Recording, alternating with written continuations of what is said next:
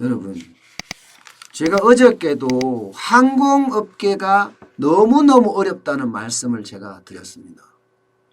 예. 뭐 보이는 전방산업은 말할 것도 없고요.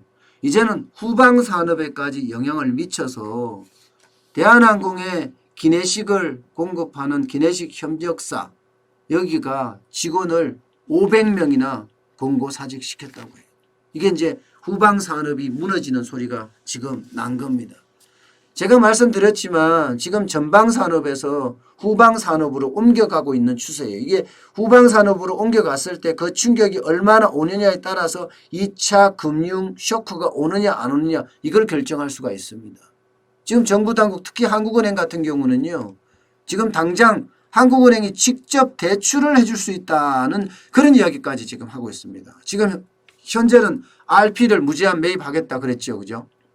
RP가 환매 조건부 채권인데 이게 주로 증권사나 혹은 비금융기관 쪽 금융기관에 주로 파는 거예요. 그러면서 통화량을 조절하는 건데 이게 이거 가지고 안 되겠구나. 왜냐하면 어저께 돈을 풀었습니다. 5조 넘게 풀었는데 뭐 순식간에 동나버렸습니다. 대부분 증권사가 가져갔습니다. 대부분 증권사가 어렵다는 이야기예요. 그래서 증권사한테 직접 대출을 하겠다는 그런 한국은행의 발언이 나오는 것처럼 지금 이게 전방산업은 우리가 보이는 거라고 생각하시면 안 돼요. 전방산업 우리는 눈에 보이는 거. 뭐 자동차, 뭐 제품들 막 나오는 제품들 있잖아요. 뭐 컵을 만드는 업체 이렇게 전방산업이라고 생각하시면 되고 후방산업은 그 뒤에서 이 전방산업을 떠받치고 있는 게 이제 후방산업이라고 하는데 이 떠받치고 있는 산업들이 지금 하나씩 이제 지금 권고사직 내지는 정리해고를 지금 하고 있어요. 예. 항공산업에서 전방산업이라고 하면 대한항공 지금 전 직원을 대상으로 6개월 무급휴직 유급휴직 이야기하고 있죠. 이스타항공 절반 뭐 직원의 900명 정도? 900명이 절반인데 절반 정도 인원을 정리해고하겠다 뭐 이런 이야기를 지금 하고 있고 각 그 항공사마다 전부 다 구조조정안, 산업구조조정 내지는 인력구조조정안을 내고 있습니다. 이제는 그게 이제 점점 커져서 후방산업으로까지 이제 연결되고 있는데 대한항공의 케이터링 센터 그러니까 이제 기내식을 만드는 그런 회사들이에요. 여기에 가보면요. 야, 이게 기내식을 만드는 게 대한항공에도 만들지만 협력업체들이 들어와서 같이 일을 하잖아요. 예. 그 업체 중에서 벌써 500명을 500명을 공고사직했다고요. 그도 그럴 것이요.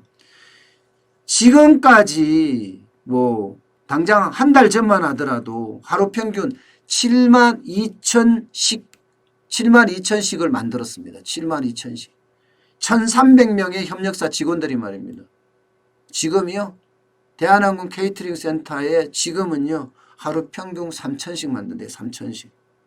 얼마나 줄은 거예요. 계산도 안 되죠. 7만 2천씩을 만들다가 3천씩을 만들어요. 그러면 퍼센테이지로는 4%만 만들고 있다는 거예요. 4%만. 그러니까 협력사 직원 1,300명, 대한항공 직원 230명, 합치면 1,530명이 만드는 게 지금 3천씩을 만든대요. 그러니 당연히 사람을 줄일 수밖에 없지요. 사람을. 케이터링 센터 자체가 말입니다. 3천씩을 만들고 항공기가 안 뜨잖아요. 항공기가 안 뜨니까 어떻게 되겠습니까? 밀카트. 예, 밀카트가 케이터링 센터에 쌓이는데 마치 창고처럼 쌓인다는 거예요.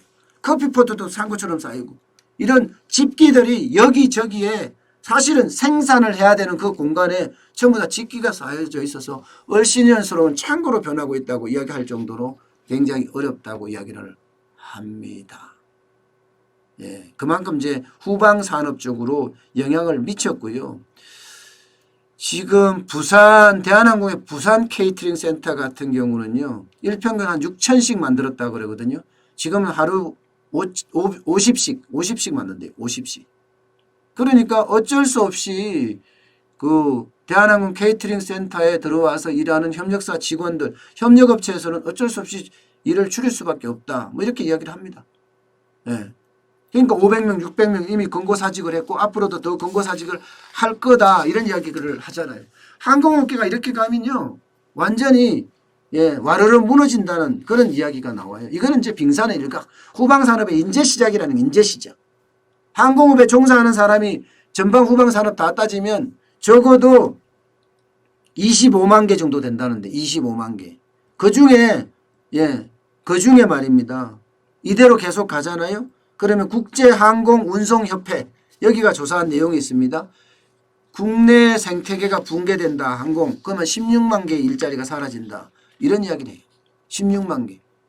GDP로 보면 11조 원이 감소한다. 이런 이야기까지 하고 있습니다. 그만큼 지금 항공업계는요. 줄도산 위기에 몰려 있다는 거예요. 전방 산업에 대한 도산도 도산이고요. 예, 후방 산업에 대한 도산도 점점 더 커질 거라는 게 지금까지 이 항공업계의 판단이고요. 그만큼 어려워진다는 거예요. 제가 이 코로나19 사태가 터지자마자 항공, 여행, 면세점, 호텔 여기 다 박살난다고 했죠. 실제로도 박살났고 호텔업계도 그저께 HTC죠. HTC라는 한 300여 개 정도 되는 객실을 3천여 개인가요? 예. 객실을 가지고 있는 호텔 체인도 지금 망했잖아요. 그만큼 지금 상황이 그렇게 좋지 않다는 이야기예요. 계속 어려워진다는 이야기입니다. 계속 말입니다.